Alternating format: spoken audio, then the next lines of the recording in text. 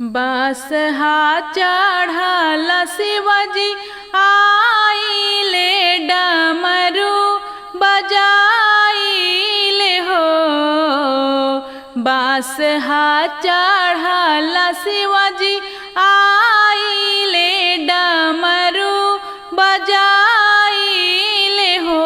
ए गौरा के कैली तीज के बरतिया के कर घर जाइबी हो। ए गौरा के कैली तीज के बरतिया के कर घर जाइबी हो। महला से बोलेली सीताला रानी सुनाए गौरा देई हो। महला से बोलेली सीताला रानी सुनाए गौरा देई हो। ए गौरा मैया हम कैनी तीज के बरतिया हमारे घर आई तूनु हो। ए गौरा मैया हम कैनी तीज के बरतिया हमारे घर आई तूनु हो। गाई के गोबरा मंगौले बानी अंगना लिपौले बानी हो।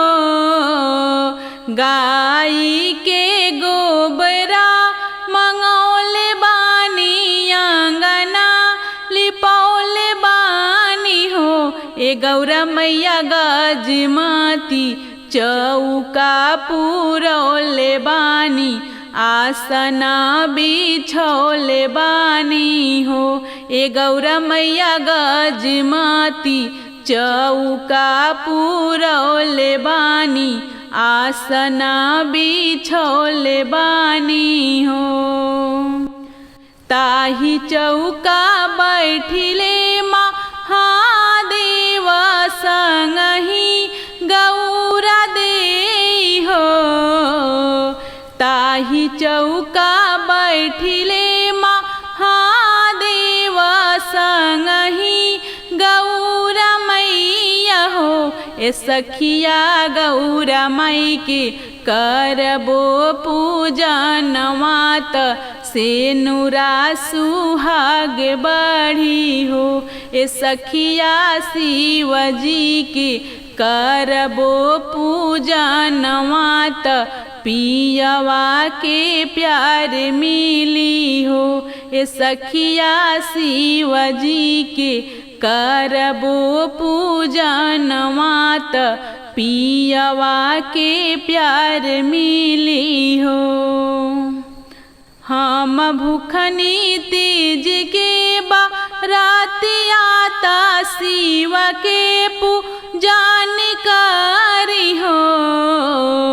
हम भूखनी तीज के बरतिया त शिव के पूजन करी हो।